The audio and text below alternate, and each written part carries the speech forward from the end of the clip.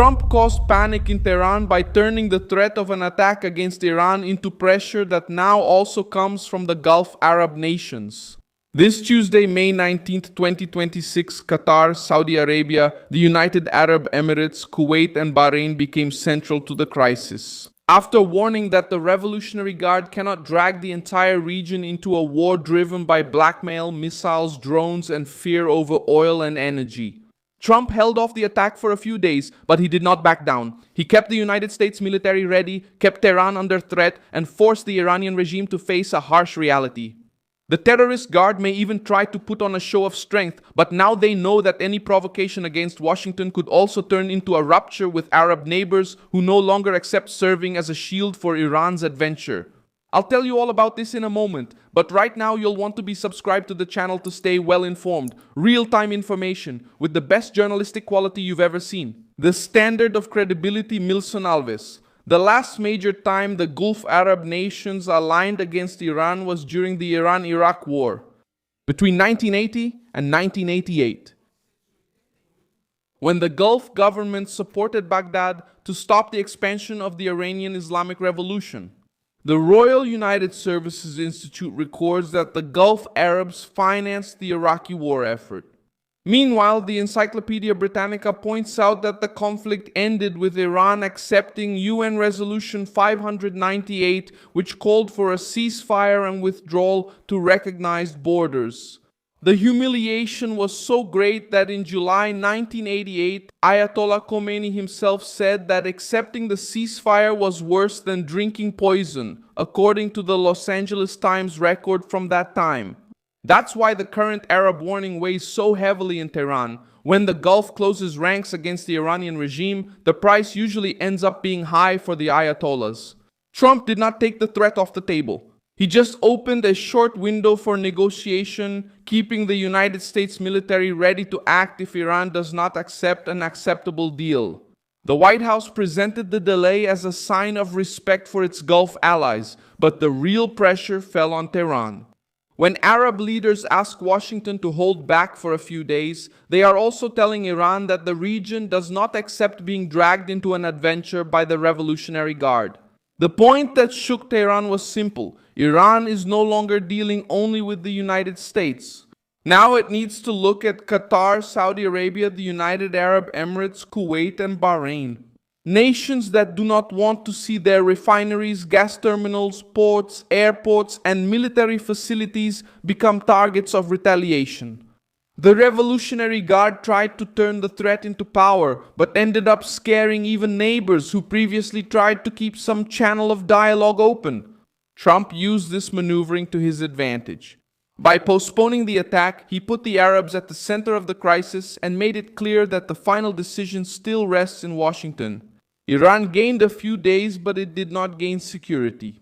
Tehran now needs to decide whether to negotiate under pressure or to hand over to the terrorist guard the responsibility for an escalation that could set the Gulf on fire and further isolate the regime. The information circulating indicates that Trump's conversation with Arab leaders took place shortly before the announcement about the postponement of the operation.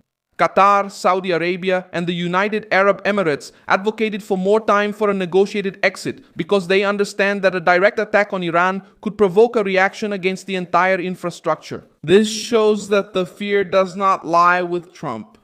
The fear lies in the calculations of the neighboring nations, who know the methods of the Revolutionary Guard.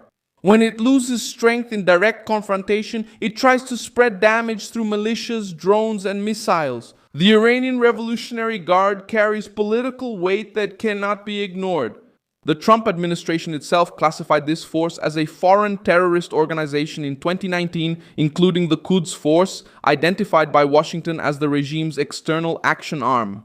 Since then, the group has been treated by the United States as a central part of Iran's regional threat machine. And it is exactly this structure that is now at the center of the Arab warning. The Guard wants to preserve its pressure networks in Lebanon, Yemen, Iraq, and other sensitive points. For the Gulf nations, this means living with the permanent possibility of indirect attack, sabotage, energy threats, and instability. The pressure increased even more because the United Arab Emirates had to deal with a drone attack linked to the regional escalation near the Baraka nuclear plant, according to reports monitored by the International Atomic Energy Agency. This kind of episode shows why the Arabs are rushing to avoid a wider escalation. They know that Iran doesn't need to win a conventional war to cause damage. All it takes is to use its pressure tools and try to hold the entire region hostage. Trump realized this weakness and forced the Iranian regime to face a bad choice. If it gets tougher, it loses the victim narrative and appears as a direct threat to its own Muslim neighbors. If it attacks, it could push the Arab nations into even greater coordination with Washington. That's why the panic in Tehran doesn't come only from fear of the American military. It comes from the possibility that the Revolutionary Guard could end up seen as the force threatening stability across the Gulf. Meanwhile, inside the United States, Trump's tougher allies are advocating for an even harsher response against the Iranian regime. This combination of threat and short time frame leaves the Guard with little room because it forces the regime to react without full control of the narrative. The Gulf nations do not want to pay the price for the Revolutionary Guard. They don't want their cities to be used as shields, their bases to become targets, or their markets to be crushed by an energy crisis created in Tehran. The last warning in practice was for the terrorist guard. Any provocation against the United States could backfire on Iran itself because regional patience is running out. Trump also gains political ground by appearing as the leader who listened to allies before acting. He holds back the attack but does not abandon the threat. He gives a few days for negotiation but keeps the military command ready. He allows the Arabs to try to prevent an explosion. But he makes it clear that Iran will not have the freedom to move forward with its nuclear ambitions, regional blackmail, and armed militia as if nothing is happening. The reaction of the oil market and the fear about energy facilities explain why this warning carries so much weight. The next step depends on Iran's response.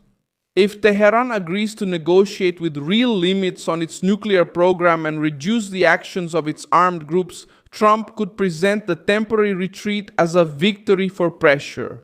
If the Guard insists on escalation, the White House will have the argument it wanted. It tried to listen to its allies, gave diplomacy a chance, and only moved forward because the Iranian regime chose confrontation.